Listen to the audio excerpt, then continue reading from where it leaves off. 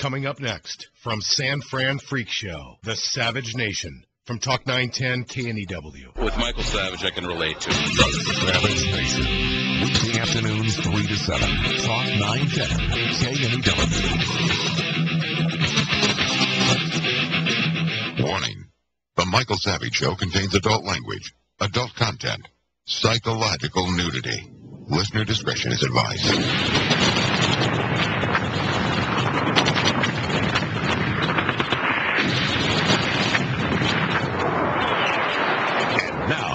America's most exciting radio talk show, The Savage Nation.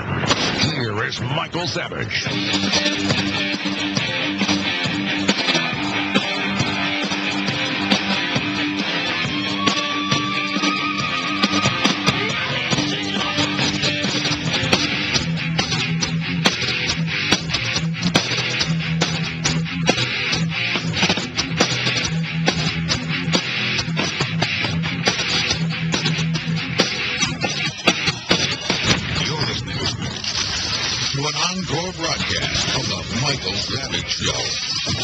I got an itch job last night in a Chinese restaurant. Okay, I know it's becoming like a gag line already.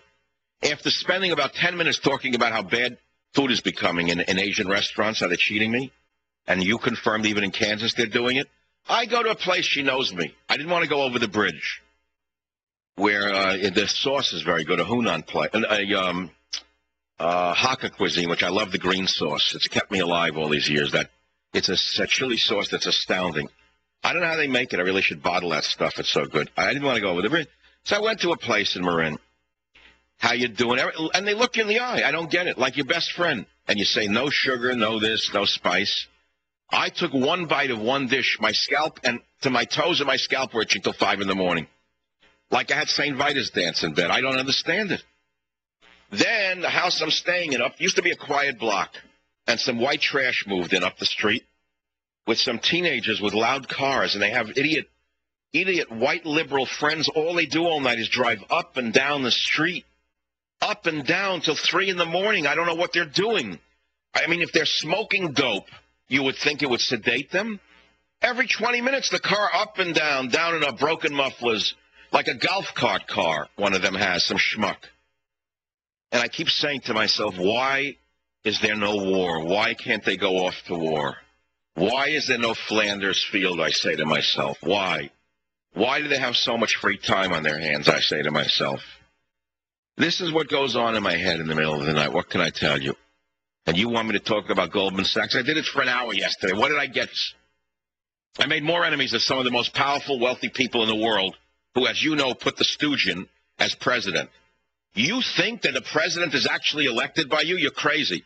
The 1918 World Series were fixed by Arnold Rothstein, whatever his name was. So you're telling me that this last election was an honest election? I think the election in Iran was more honest than the election we had here, with thugs with clubs outside voting booths, and with Acorn voting 43 times, and with illegal aliens voting with no citizenship, for a man who many people say has no citizenship. Well, excuse me, not American citizenship.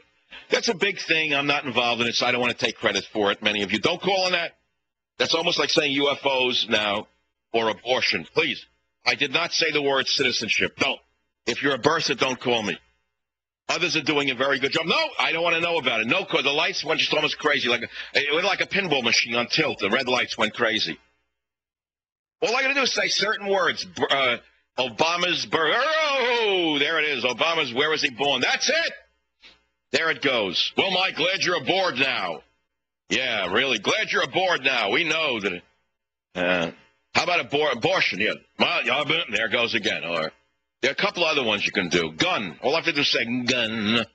There used to be a guy, a talk show, very nice man, but he had a flaw, a fluke. Does he do shows anymore? Because I don't want to insult him. I'm not going to mention his name. But he was known in the industry that he was a very nice, stable guy.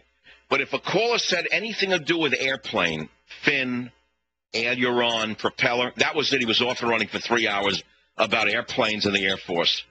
In other words, like Manchurian Candidate, with the card was thrown. You know what I'm saying? So if I say birth, that's it. That's the end of the show. Birther, Indonesia, magic words, Plunk your magic plunker, Froggy. Oh, God, I'm going to go into the heat and the humidity like a moron. I'm the best weather in the world right now. 65 degrees, cool, foggy. Where am I going on vacation? In the heat where you could die. A frog wants to get out of there this time of year. I don't know why I'm going. I have no idea why I'm going there. Well, because I'm not alone in the world. You can't just make arbitrary decisions. The water's 85 degrees in the Miami area right now. So many people who are semi-psychotic go to Florida in the summer. They say in order to go in the water. I have no idea why they want to go in the water when it's hot. All right, but they go in the water. You want to go in hot water, you go in a bathtub. But they say it's therapeutic, go in. It's warmer than the Caribbean right now because of the Gulf Stream and of global warming, yeah. Right, it's got warmer. The same temperature for the last 100 years. On a mean average every month is more or less the same since they've been keeping temperatures. Don't tell that to Al Gore. But I have found a while ago that if you go into the ocean is a very dangerous place to swim in, by the way. People don't know that until the early part of the 1890s, nobody went in the ocean unless they were thrown off a fishing boat. People basically did not swim in the ocean. It was known as a dangerous place. Crabs, squid, jellyfish, sharks, no one went in. Unless they fell out of a canoe while they were chasing an ahi or a mahi. Nobody really wanted to go into the ocean. Then all of a sudden they started going in with those ugly bathing suits, which I really would hope come back, because I'm sick and tired of looking at everybody's body parts. I'd rather see ugly bathing suits with stripes. I don't know. What an undignified thing to wear, what they wear today. But, even when I was young, I didn't wear those things that they wear as a guy. What kind of guy wears those Speedo things? They're all sick in the head. I knew guys when I was a young man who wore Speedos, all crazy. Particularly the older guys. Their hair was a little longer and wore a Speedo, watch out. I remember when I was working at Shanks Paramount Hotel as a bus. I didn't mean to slip into this. All right, I slipped and slid into it. It's summertime, give me a break. I was a busboy a couple of summers up in a mountainous area north of New York City by approximately 100 miles, known as the Catskill Mountains. They used to call it other things. They used to call it the Jewish Alps, then they call it the Italian Alps, because right across the hill were the Poconos. Those are the Italian Alps, the Poconos. Then in the Monticello area, they called it the Jewish Alps. And the mountains were very low, but they were very pretty. And they built horrible, gaudy, disgusting hotels that were demented, what they built. But they started as cottage, but it was a lot of fun. So I worked as a busboy up there. And you cannot believe what you learn in a place like that over a period of a summer. I worked my way through college, so to speak. And many people sent themselves through college, law school, medical school every summer. And you met people who were great and people who were real Madoffs. Let me put it that way. And the rest were just average in between hardworking schmoes who went away for 2 weeks a year and, suffered and died. And there's a tombstone somewhere that no one goes to. That's it. That's life. That's for most of us. But then on the extremes, you had Madoffs on one side and saints on the other. And if you were an open-minded kid, you can learn from people. So at some point when I'm in the mood, I'll tell you about some of those stories. I think some of them I wrote about in Psychological Nudity, like Fat Al's Tuna, where he made the tuna with his arm in a tureen. That's a classic by now. That's a Catskill Mountain story. But there are other stories. I have not yet told you, for example. I know how I got distracted with the Speedos and the guys with slightly long hair. Now, I didn't say very long hair. Very long hair is another story. I'm talking slightly long, which meant seedy. Any man who has see, there's a lot of men over 60 who think they look debonair, but they actually look like Bowery bums. They're trying to hide the baldness, the pattern baldness in the front, so they grow it long in the back. That's like a Madoff thing. They think it looks debonair somehow. They look like a stew bum, basically, who didn't get his hair cut. Looks like he's got to go for the 25-cent Salvation Army haircut. But he thinks he's debonair, looks in the mirror. Well, he's looking at the back of his head. He don't look at the front anymore. He can't stand what he sees. Now he looks at the back. Guys like that who wear Speedos, there's something wrong in the head. You know that. Nobody I know ever wore a Speedo, except one person in Shanks Paramount Hotel wore a pair of Speedos. And as I said, his hair was slightly seedy. Now, if I tell you who this person is and what he became years from now, you'll not believe it. And so I won't tell it to you because there's no point and I'll get sued. Armstrong and Getty. They're not bullies with a microphone. Weekday morning, 6 to 10. Talk 910 KNEW.